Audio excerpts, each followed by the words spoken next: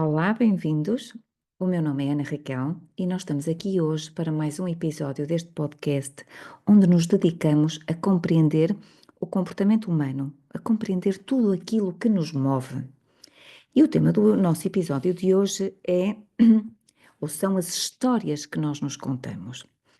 Eu tive uma série de sugestões vossas que agradeço imenso e que vou abordar mais tarde, mas este pareceu-me que vai abranger algumas das sugestões que me foram feitas, porque vamos falar de histórias de vida, vamos falar de memória, vamos falar, no fundo, daquilo que mobiliza as nossas decisões, portanto, este será um episódio abrangente. Vamos lá então.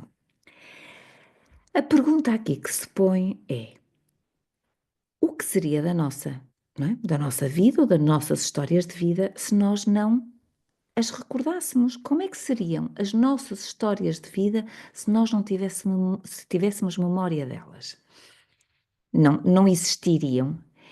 E isto para começar, dando um mote, porquê? Porque nós recordamos a forma como nos sentimos e não os factos que verdadeiramente aconteceram.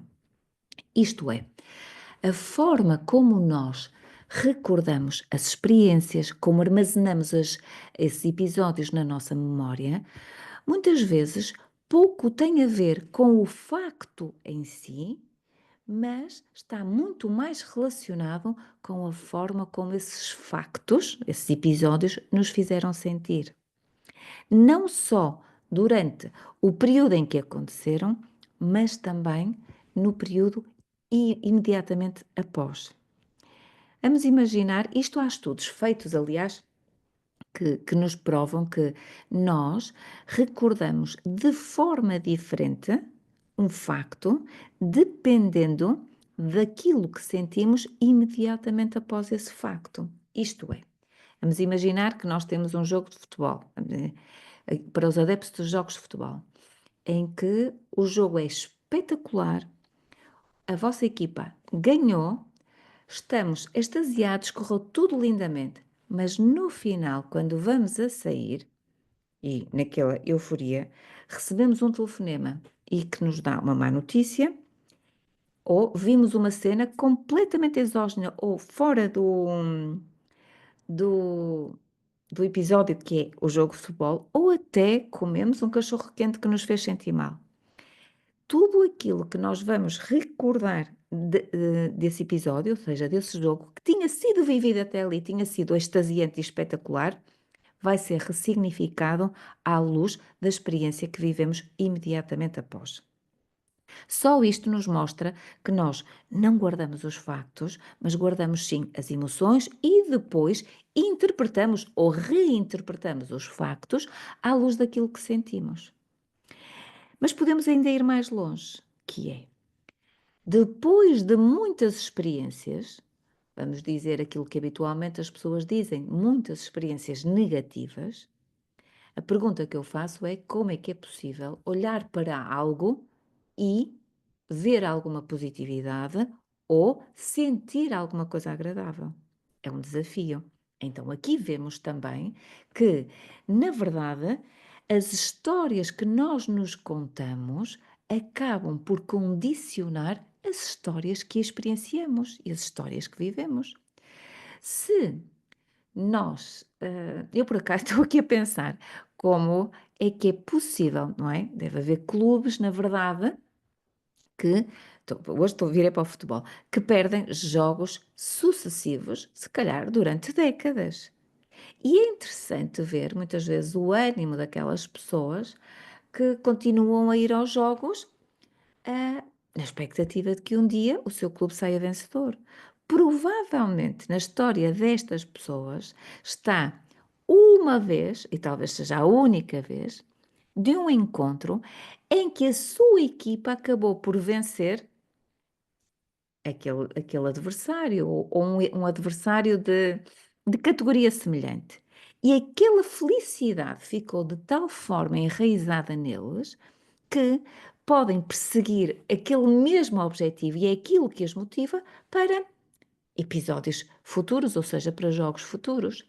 Agora, vendo isto com este exemplo do futebol, é interessante, mas se nós pegarmos em exemplos, por exemplo, isso passando o pleonasmo, por exemplo, de situações de conflito, se eu me tiver habituado à sensação de ser rejeitada cada vez, ou que a minha opinião é rejeitada cada vez que eu falo, de alguma forma, quando eu sinto que posso dar um contributo, em vez de pensar no contributo e me recordar das vezes em que o meu contributo foi valorizado, em que aportou algum benefício para a situação em que estava envolvida, eu, como penso na questão da rejeição e é aquela que eu sinto mais no meu corpo, vou dizer para mim própria, no fundo, as histórias que eu me vou contar é: não vale a pena, estas pessoas não são receptivas, ou são quadradas, ou são demasiado fixas, e isto vai fazer com que o meu comportamento seja condicionado e eu vá condicionar a própria história. Então, as histórias que nós nos contamos acabam por condicionar as histórias que se desenrolam e acontecem posteriormente. E aqui a nossa memória tem um papel imenso, porque eu vou estar a ser condicionada pelas minhas experiências anteriores. Mas também há outras coisas que influenciam a forma como nós nos contamos as histórias. Eu recordo aqui um trabalho antigo de uma tese de mestrado de uma amiga, em que ela fazia uma a investigação dela foi relativamente a uma situação de conflito que tinha acontecido numa sala de aulas. E a posição perceptiva, ou seja, a posição de cada aluno na sala, influenciava a forma como esta história era recordada, mas mais, influenciava os pormenores, os factos que eram referenciados, no fundo, influenciava a própria narrativa da história, a estrutura da história. E o interessante é que, na verdade, isto é aquilo que os investigadores policiais fazem, não é? Pedem-nos para fechar os olhos e ir para a cena, para nós percebermos daquela posição o que é que nós vimos. E o interessante aqui neste estudo desta tese de mestrado é que, se pedíssemos às pessoas para mudar a sua posição perceptiva, ou seja, não mudavam fisicamente a posição na sala de aulas, mas assumiam outro lugar mentalmente e começavam a relatar a história de outra posição perceptiva, ou seja, como se estivessem sentadas noutra cadeira, aquilo que elas recordavam era diferente. E isso sim é algo que nas investigações policiais também se faz. Então o que é que nós vemos?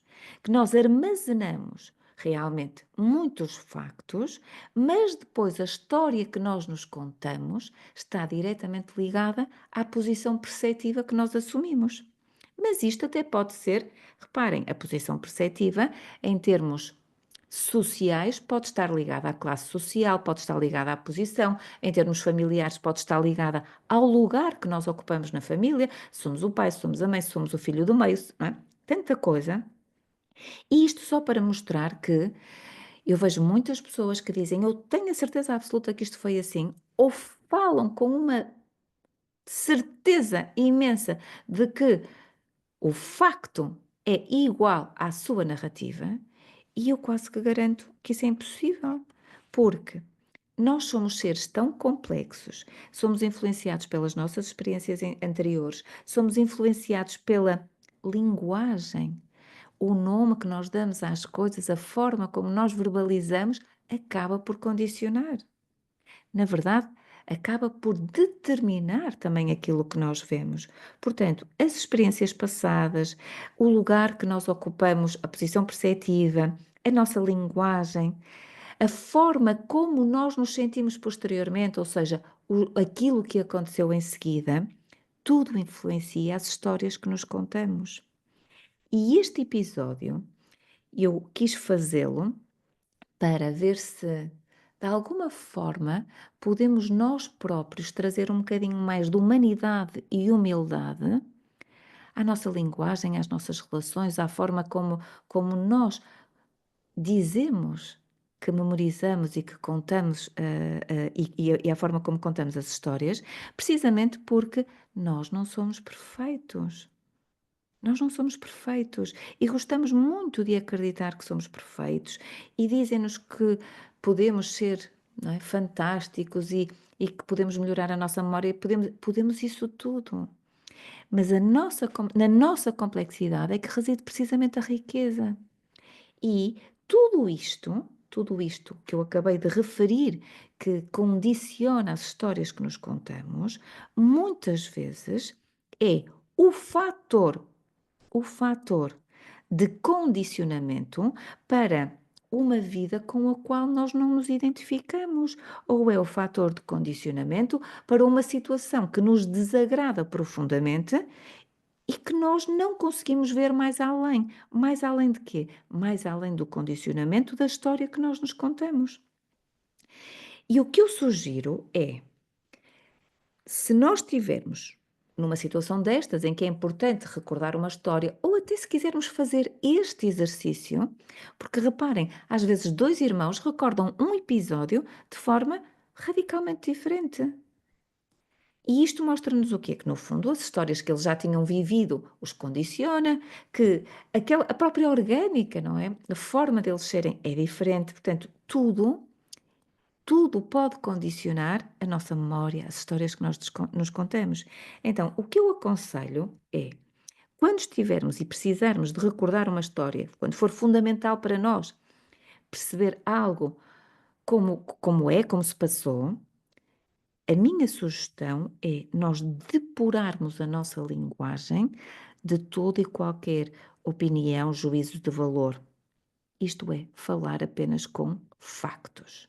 E narrarmos isso a alguém ou escrevermos na melhor das hipóteses. Reparem, seria, hum, imaginemos a questão do jogo de futebol. Pá, podíamos dizer que o fulaninho tal estava a jogar espetacularmente bem e que os outros adeptos estavam a portar mal e que isto tudo já são juízos de valor. Então é depurar, é o golo que foi marcado, de onde foi marcado, o que é que estava a acontecer, factos apenas. O portar-se mal é um juízo de valor. Podia ser, estavam a gritar alto, alto quanto? E se nós passarmos isto para uma relação interpessoal, ou seja, vamos imaginar uma situação de conflito, nós dizemos muitas vezes que a outra pessoa está a ser parva, mas parva é o quê? O que nós podemos dizer é a forma como tu estás a falar, não é? Ou a forma com essa pessoa me fez falar, falou, fez-me sentir algo, raiva. Mas sou eu que sinto, não posso atacar e dizer que a pessoa está a ser parva. Mas se for para recordar a cena, então vamos recordar a cena com todos os factos. Era um dia de sol, eu caminhei por uma estrada de pedra, os meus sapatos eram desconfortáveis, sentia os pés a doer-me. Vamos imaginar qualquer coisa que nós estamos a fazer, não é? Cheguei a determinado sítio, eram X horas, o outro recebeu-me como? Disse estas palavras. Então, quando nós começamos a tirar as interpretações, a tirar as opiniões, os julgamentos e os juízos de valor, muitas vezes nós acedemos a informação que não estava lá, ou seja, que nós não recordávamos, simplesmente porque as nossas emoções estavam a bloquear esses factos. Ora, isto levanta-nos depois outra questão, é que quando nós começamos a fazer este processo de começar a recordar as coisas de forma mais factual, sempre e quando for correto para nós, ou seja isso do nosso interesse, nós temos que pôr em xeque a nossa própria opinião, a nossa própria memória ou recordação. E muitas vezes nós não estamos dispostos a abdicar dessa parte de nós. Porque vamos imaginar numa discussão, e digo-vos quantas vezes eu ouvi coisas, ou ouvi as coisas de uma forma que garantidamente eu depois soube que não foram ditas. E provavelmente, com toda a certeza, terei reagido a coisas que não foram ditas ou que não foram ditas daquela forma, simplesmente porque qualquer experiência interna, não é, que estava guardada em mim, fez com que eu ouvisse as coisas da forma que eu queria ouvir, ou da forma que eu achei que eu vi, ou porque era mais coerente com aquilo que eu era.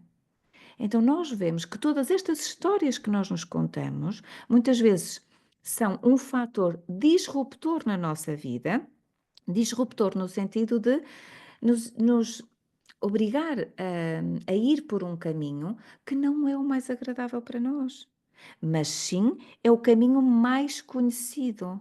E agora estava-me aqui a lembrar de um livro que eu amei ler, que se chama O Caminho Menos Percorrido. É um livro altamente terapêutico. Eu penso que o autor é M. Scott Peck. Penso que é isso, M. Scott Peck. Um, e é O Caminho Menos Percorrido. E, e é profundamente terapêutico, e eu recordo ter sido profundamente terapêutico porque abalou muitos dos pilares sobre os quais eu alicerçava as minhas memórias. E isto é fundamental. Nós temos que estar dispostos a abdicar de nós, de partes de nós, para poder ter um bocadinho mais de equilíbrio, de paz e de satisfação e sucesso nas nossas vidas. É fundamental. Bom, hoje acho que ficamos por aqui. Eu espero que este episódio tenha sido útil. Nós vemos em breve. Fiquem bem.